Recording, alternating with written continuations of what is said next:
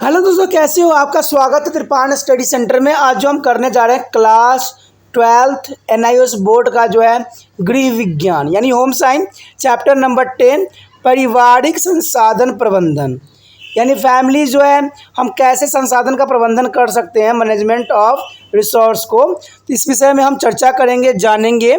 ठीक है दोस्तों, कहा जाता है कि अगर पारिवारिक संसाधन का प्रबंधन अगर हम नहीं करते हैं तो घर को चलाना बहुत ही मुश्किल पड़ जाता है। जो व्यक्ति अपने घर में पारिवारिक संसाधन का पूरा जो है प्रबंधन करते हैं उनका घर जो है सुचारू रूप से चलते हैं और उनके घर में किसी प्रकार का कोई समस्या उत्पन्न नहीं होती है। तो इसी विषय में हम इसमें चर्चा करेंगे, जानेंगे कि पारिवारिक संसाधन में और क्या क्या चीज़ है जो एक घर को जो है घर बनाने के लिए महत्वपूर्ण योगदान देता है। लेकिन चैप्टर स्टार्ट करने से पहले एक बात जो मैं हमेशा कहता हूं, जिसको आपको मानना भी चाहिए, सोचना भी चाहिए और विचार भी करना चाहिए, ये है कि जब भी वीडियो देखिए पूरा देखिए, क्योंकि अधूरा जानकारी सदैव खतरनाक होता है। साथ में एक इम्पोर्टेंट बात ये भी रहती है कि अगर आप पहली बार वीडियो देख रहे हो तो लाइक शेयर सब्सक्राइब जरूर कीजिए। देखिए दोस्तों, लाइक कीजिएगा तो इससे ये होता है कि बनाने वाले का जो मनोबल होता है वो बढ़ता है और आपके लिए अच्छा से अच्छा करने की सदैव कोशिश करता है। तो लाइक जरूर कीजिए और लाइक करके मुझे प्रोत्साहित कीजिए, जिससे मैं आपके लिए अच्छा से अच्छा और भी बेस्ट बना सकूं। और शेयर करना तो कहते हैं जग कल्याण के समान है। अगर आप दूसरे जरूरतमंद बच्चे हैं उनको अगर शेयर करते हैं और उन तक ये वीडियो पहुंचाते हो तो इससे ये होता है कि अगर उनकी आवश्यकता थी और वो उसी वीडियो की प्रतीक्षा में थे और आपके थ्रू वो मिल गया है तो वो आपकी शुक्रिया अदा करेंगे और आपको धन्यवाद देंगे और आपको जो है अच्छा भी कहेंगे। ठीक है, और सब्सक्राइब करना इसलिए इम्पोर्टेंट है कि आप वीडियो तब भेजोगे ना अपने दोस्तों के पास जब आपके पास ही पता लगेगा कि वीडियो उनके लिए है। तो सब्सक्राइब करोगे तभी आप तक इसका नोटिफिकेशन जो है मिलेगा और सही समय पर जो है दूसरे बच्चों को भी हेल्प कर पाओगे। दोस्तों, आप सोचते होंगे कि त्रिपाण स्टडी सेंटर जो है सिर्फ वो जो है NIOS बोर्ड के लिए ही वीडियो बनाता है या सिर्फ एक ही क्लास के लिए वीडियो बनाता है। ऐसा नहीं है दोस्तों, ये जो है कई मायनों में हर जगह जो है हेल्पफुल है, क्योंकि ये जो है 8th class 9th 10th 11th 12th CBSE के सभी चैप्टरों को जो है कवर करता है। प्लस जो है NIOS बोर्ड 10th हो या +2 हो सभी सब्जेक्टों को कवर करता है। प्लस जो है ये पंजाब यूनिवर्सिटी के फर्स्ट सेमेस्टर से लेके 6th सेमेस्टर तक 8 सब्जेक्टों को जो है कवर करता है। और जो है BA जो है BA के बाद जो है MA है। MA में जिन बच्चों की जो प्रॉब्लम होती है उनको भी सोल्यूशन करने के लिए त्रिपाण स्टडी सेंटर सदैव अग्रसर है। तो कहते हैं इतना हेल्पफुल हो जाने के बाद भी अगर त्रिपाण स्टडी सेंटर को आप सब्सक्राइब नहीं करते हो तो आप दूसरे बच्चों को भी हेल्प नहीं कर पाओगे। तो सोचिए मत, विचार मत कीजिए, अभी त्रिपाण स्टडी सेंटर को सब्सक्राइब कीजिए, लाइक कीजिए, शेयर कीजिए और दोस्तों के साथ इसको व्हाट्सएप स्टेटस पे लगाइए। ठीक है दोस्तों, ये तो था आपके लिए।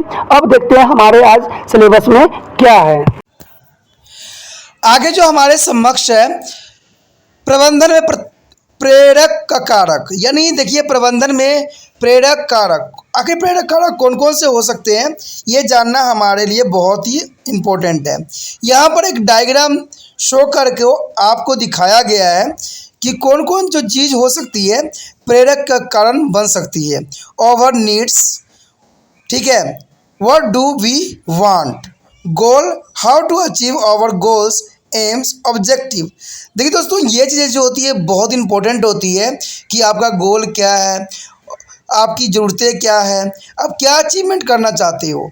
तो ये सब चीज़ें जो होती है प्रबंधन में जो है प्रेरक का कार्य करती है, जो कि बहुत ही महत्वपूर्ण और इम्पोर्टेंट अपना स्थान रखती है। प्रेरक के प्रबंधन के जो है 3 कारक मेन फैक्टर होते हैं।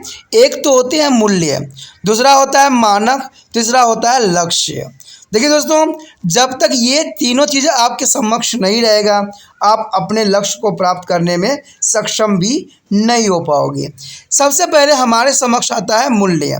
देखिए, मूल्य नैतिक सिद्धांत है या ऐसे विश्वास है जो व्यक्तियों के जीवन के किसी पहलू या किसी चीज़ के विषय में होते हैं। आप ईमानदारी, समय की पाबंदी, दयालुता, निष्कपटता या स्वास्थ्य संबंधी आदतें, प्रसन्नता आदि को नैतिक मूल्य समझते हैं। यह आपके विषय या प्रकार से व्यवहार करने के लिए प्रेरित भी करते हैं। उदाहरण के लिए आप अच्छे स्वास्थ्य को महत्व देते हैं, कहते हैं, इसलिए आप उचित भोजन और नियमित व्यायाम भी करते हैं। आप योगा की कक्षा में या एरोबिक्स करने के लिए या प्राणायाम के लिए जाते भी हैं। आप समय का महत्व या मूल्य जानते हैं। अंत आप अपने नियत स्थान पर पाबंदी से जाने का जो है सदैव ही प्रयास भी करते हैं। उदाहरण के लिए आप ईमानदारी का सम्मान करते हैं, यानी उदाहरण के लिए आपके समक्ष जो है आप ईमानदारी को काफ़ी सम्मान करते हैं, इसलिए कभी झूठ नहीं बोलते हैं। परंतु यदि आप बुरी संगति में पड़ गए और फिर झूठ बोलने लगे, तब ईमानदारी के लिए आपका जो है सम्मान खत्म हो जाएगा। यानी कहते हैं ईमानदारी के लिए जो सम्मान था आपके मन में, वो सदैव के लिए ख़त्म हो जाएगा और आप भी जो है गलत रास्तों पे चले जाइएगा और गलत ही शब्दों का उच्चारण भी करने लग जाइएगा। आप समय समय पर नए नए मूल्य अर्जित करते रहते हैं। जैसे आप भोजन के महत्व को देना आरंभ कर देते हैं, तो आप उसकी जो है बर्बादी को भी बचाने के लिए प्रयास आरंभ भी कर देंगे।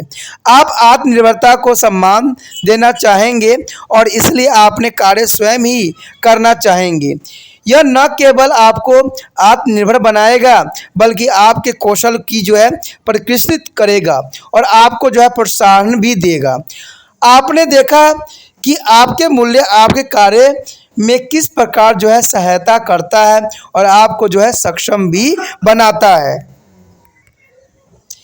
क्या आप कुछ अन्य मूल्य और उनसे संबंधित कार्य की सूची बना सकते हैं?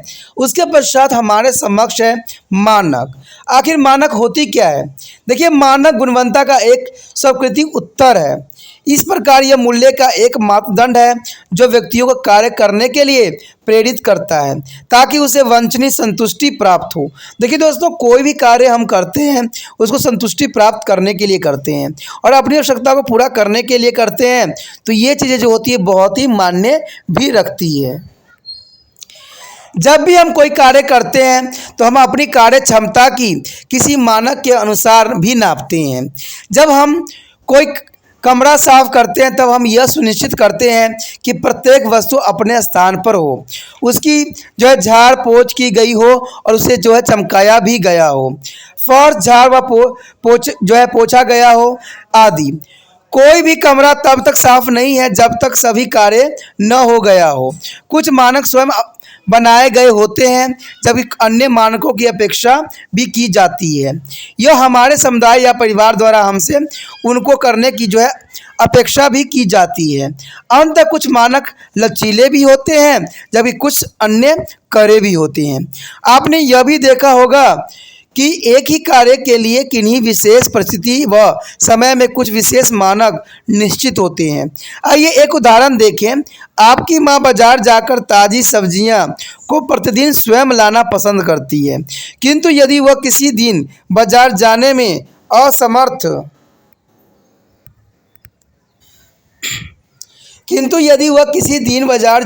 असमर्थ न हो तो वह आपके पिता या आपको सब्जी खरीदने के लिए कह सकती है। यहाँ वह आपके पिता द्वारा खरीदी गई सब्जियों के लिए भी सहमत हो सकती है। आपके पिता का जो है सब्जियों का जो चुनाव उन्होंने किया है वो भी उन्होंने गुणवत्ता देख के ही किया होगा। आपकी माता गुणवत्ता, आकार और सब्जी के ताज़ेपन के मानकों के अनुसार न हो, लेकिन फिर भी वह उनके चुनाव पर सहमत होने को तैयार है। कारण इसका ये बनता है कि वह स्वयं ही जाने के लिए असमर्थ थी, तो जो भी आया उसी से वो जो है संतुष्ट हो जाती है। आपको मानक आपके मूल्य के प्रतिबिंब हैं और भविष्य के लिए आपके उद्देश्य भी हैं। कुछ मानक केवल आपके, जबकि अन्य आपके समुदाय या परिवार को भी प्रमाणित करते हैं। इस प्रकार अपने मानकों के चुनाव में हमें अत्यंत सावधानी बरतनी चाहिए।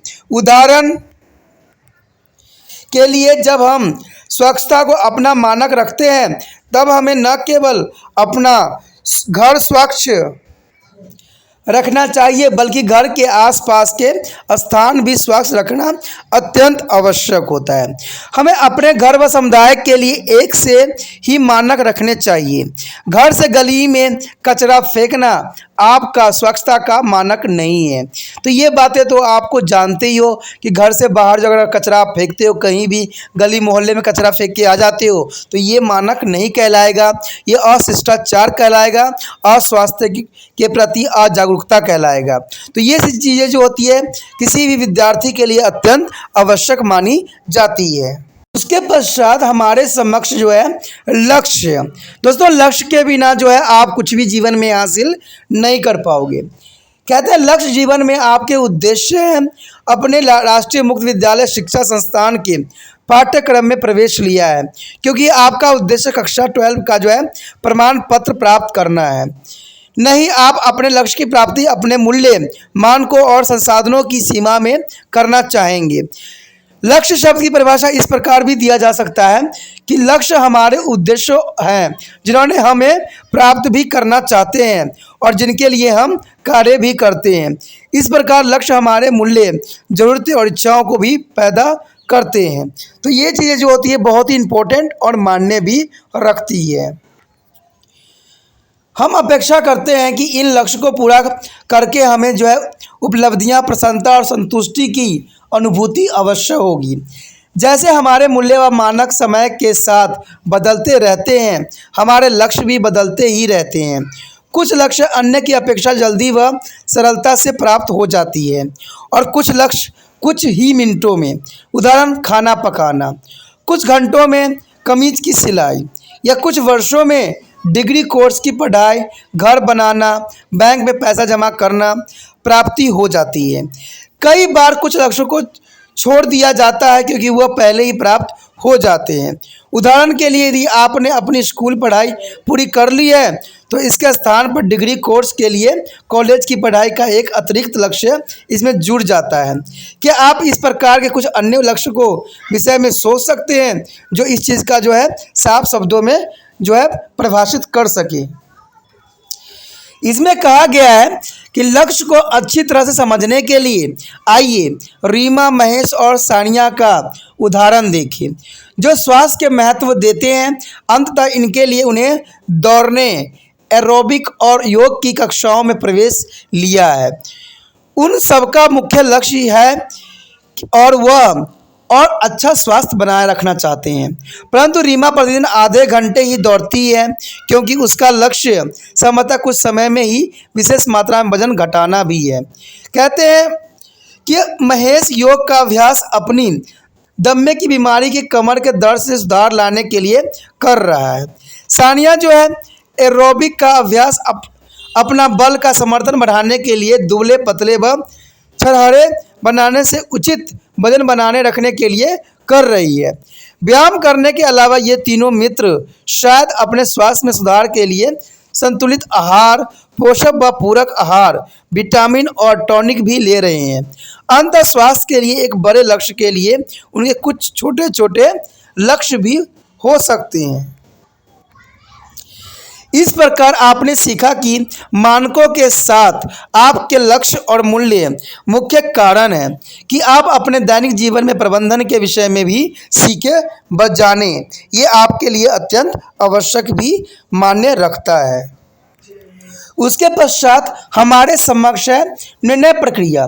देखिए दोस्तों, ये चीज़ें बहुत इंपॉर्टेंट रखता है। यदि आपके प्रबंधन प्रक्रिया को एक सफल, जो सम्मानपूर्वक और संतोषप्रद जीवन बिताने के लिए एक साधन की भांति प्रयोग करना पड़े, तब आपको जो लक्ष्य प्राप्त करने हो, जो मानक बनाने रखने हो और जो भी जीवन शैली अपनानी हो, उसके विषय में सही निर्णय लेने होंगे। आप देखेंगे कि निर्णय प्रक्रिया एक सतत चलाने वाली प्रक्रिया है। निर्णय लेते समय आपको कई विकल्पों के बीच चुनाव करना होता है।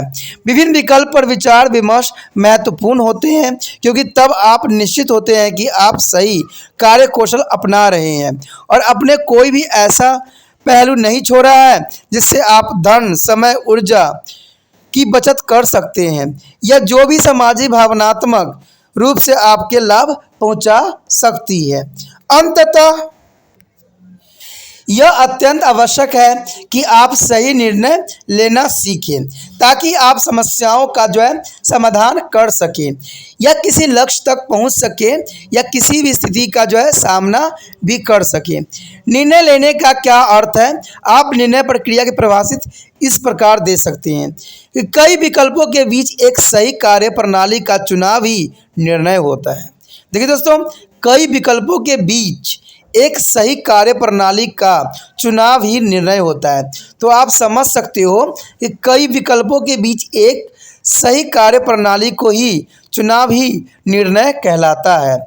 इसका क्या अर्थ हुआ? इसका अर्थ क्या हुआ कि एक विकल्प के बीच एक सही कार्य प्रणाली को ही चुनाव कहा जाता है। इसका क्या अर्थ हुआ? आप बारिश के दिन अपने ऑफिस समय से पहुंचना चाहते हैं, परंतु आप साइकिल से नहीं जाना चाहते हैं, तब आपका विकल्प क्या होगा? आप एक बस ले सकते हैं या पैदल चल सकते हैं, टैक्सी ले सकते हैं। आपको निश्चित करना है कि कौन सा विकल्प चुनना चाहिए ताकि आप कार्यालय समय पर पहुंच सके बिना बारिश में भीगे हुए। तो इस चीज़ के लिए आपको जो है सही विकल्प चुनने की आवश्यकता है। अगर आप निर्णय सही लेंगे तो सही विकल्प भी चुनाव होगी और आप जिस मुसीबत से बचना चाहते हैं उस मुसीबत से भी बच पाइएगा। तो ये चीज़ें जो होती है बहुत ही इम्पोर्टेंट और मायने रखती है। निर्णय लेने के कई चरण होते हैं। सबसे पहला चरण तो यही माना जाता है कि समस्याओं को पहचानना। देखिए दोस्तों, अगर समस्या आपने पहचान लिया है तो आधी तकलीफ तो आपको उसी समय दूर हो गई। समस्या के विषय में सारी जानकारी एकत्र करना और एक संभावित कार्यविधि या पद्धति का जो है प्रतिपादन करना, जैसे कि समस्या को सुलझाने के लिए समझना जो है समाधान ढूंढना। प्रत्येक वैकल्पिक कार्यविधि पर विचार विमर्श बाद उसका मूल्यांकन करना। मैं हमेशा ही कहता हूँ मूल्यांकन अत्यंत आवश्यक होता है। ये किसी के भी गलतियों को मापने का सबसे अच्छा तरीका होता है। कोई दूसरा व्यक्ति अगर बताए तो वो जो होता है अति आवश्यक बन जाता है और इम्पोर्टेंट बन जाता है। इसमें रहीम ने भी एक दोहा कहा था कि अपने साथ सदैव जो है एक ऐसे व्यक्ति को रखें जो आपकी गलतियों को जो है समय समय पे बता सके। तो ये बहुत ही इम्पोर्टेंट बात रखती है। सबसे उपयुक्त कार्यविधि का चुनाव करना अत्यंत आवश्यक है। आइए निर्णय प्रक्रिया के इस चरणों को उदाहरण द्वारा हम समझने की कोशिश करते हैं। सबसे पहले हम चरण 1 लेते हैं, जहाँ पर जो है समस्या को पहचानना हम सीखते हैं। समस्या को पहचानने में आप अपने जो है आपको मित्र राहुल या उसका परिवार अपने किराए के मकान में खुश नहीं है। वो इसका कारण ढूंढना चाहते हैं। उन्हें अपनी ज़रूरत के हिसाब से यह घर काफ़ी छोटा लगता है क्योंकि उनके परिवार में 7 सदस्य हैं और इस घर में सिर्फ 2 ही कमरे हैं। ठीक है, कपड़े सुखाने के लिए इस घर में बहुत कम स्थान है और रसोई भी काफ़ी छोटी है। आस पड़ोस में भी काफ़ी गंदगी है। अंततः राहुल का परिवार अपना घर बदलना चाहता है। वो कोशिश कर रहे हैं कि अपने लिए घर खरीद ही लें। उनका समस्या उनके वर्तमान घर की है और वो नया घर लेना चाहते हैं। देखिए, ये भी एक समस्या ही है। समस्याओं को चिन्ह करते समय आपको भावुक नहीं होना चाहिए, बल्कि स्पष्ट होना चाहिए कि राहुल के परिवार को वर्तमान घर के फायदे को भी नज़रअंदाज नहीं करना चाहिए। उनका वर्तमान घर राहुल के पिता के ऑफिस के और राहुल व उसकी बहन के स्कूल के पास है। यहाँ से बाजार भी पास है और रोज़मर्रा की ज़रूरत भी चीज़ें वहाँ पर आसानी से लाई जा सकती है। फिर भी वो अपने इस घर से खुश नहीं है। उपलब्ध लिखित परिस्थिति को नज़रिए से राहुल के परिवार की ज़रूरतें, इच्छाओं व मूल्य के जो मद्देनज़र रखते हुए हमें उनकी सहायता के लिए निर्णय प्रक्रिया के दूसरे चरण की ओर बढ़ना चाहिए और उनके जो है प्रॉब्लम को एनालाइज करने की आवश्यकता महसूस करनी चाहिए। दूसरे चरण में जो यहाँ पर आएगा कि समस्त जानकारी एकत्र करके संभावित क्रियाविधि का जो है प्रतिपादन करना। कहते हैं राहुल के परिवार के विकल्प के बारे में जानकारी प्राप्त करना चाहिए, जैसे फ्लैट या बंगला, कमरों की संख्या, बड़े घर के किराया भुगतान की सुविधा या फिर स्वयं के घर लेने के फ़ायदे आदि। इन सब चीज़ों की जानकारी के लिए जो है परिवार जो है प्रॉपर्टी डीलर की मदद भी ले सकता है या अपने पड़ोसियों व मित्रों की सहायता और अनुभव का फ़ायदा भी उठा सकता है। आदर्श रूप से तो राहुल को परिवार को अपने उपलब्ध संसाधन जैसे समय, ऊर्जा व धन को देखते हुए सभी विकल्प पर गौर करना चाहिए। इससे उन्हें एक सीमा तय करने में भी मदद मिलेगी, जिससे वे विकल्प के विषय में भी सोच सकेंगे। उसके पश्चात जो है हमारे समक्ष विकल्प का मूल्यांकन। देखिए दोस्तों, मूल्यांकन करना अत्यंत आवश्यक माना जाता है। आपने कार्यों को सरल बनाने के लिए राहुल के परिवार को 2 या 3 विकल्प पर विचार विमर्श करना चाहिए और जैसे ही एक घर अस्वीकृत हो, दूसरा घर विचार विमर्श और मूल्यांकन के लिए विकल्पों की सूची में जोड़ लिया जाना चाहिए। प्रत्येक विकल्प का विश्लेषण स्पष्ट रूप से इनके परिणाम और पारिवारिक लक्ष्य व मूल्य के आधार पर किया जाना अत्यंत आवश्यक है। सबसे अच्छे चुनाव के लिए किसी भी विकल्प के वांछनीय व अवांछनीय परिणाम पर अवश्य विचार किया जाना चाहिए। अंत में राहुल का परिवार कुछ समय के लिए स्वयं का घर लेने का विचार को स्थगित कर सकता है, क्योंकि उनके पास फिलहाल आवश्यक धनराशि भी नहीं है। हो सकता है कि राहुल के पिता पहले ही कार की जो किस्तें दे रहे हों। अंततः जब तक कार की किस्तें पूरी नहीं होती तब तक वे किस्तों पर घर नहीं खरीद सकते। इस प्रकार परिवार किराए के नए घर में भी ही रहना जारी रख सकता है, यह जानते हुए कि मासिक किराया देने से और जल्दी जल्दी घर बदलते रहने से तो अपना घर खरीदना ही सबसे बढ़िया समाधान होगा। उन्हें सब किरायों के मकान के सभी विकल्पों पर विचार विमर्श करने की आवश्यकता है, अर्थात उनके विकल्पों की सूची अब किराए के मकान की चुनाव पर आकर संकृत हो गई है। उसके पश्चात है चौथा चरण, सबसे अच्छे विकल्प का चुनाव। कई प्रकार के घरों को देखने के बाद राहुल का परिवार पास ही के नए इलाके के पहली मंजिल के 3 बेडरूम के घर का चुनाव करता है, जो बहुत साफ और योजना अनुसार बनाया हुआ है। इस इलाके में बड़े बड़े घर हैं, चौड़ी सड़कें हैं और एक अच्छा बाजार भी है, और यह राहुल के पिता के ऑफिस व बच्चों के स्कूल से अधिक दूरी भी नहीं है। तो इस घर में आगे व पीछे काफ़ी खुला स्थान भी है, जहां बच्चे खेल सकते हैं। कपड़े सुखाने के लिए काफ़ी स्थान है, और राहुल की मां शौक और वाटिक में भी सब्जियां उगा सकती है।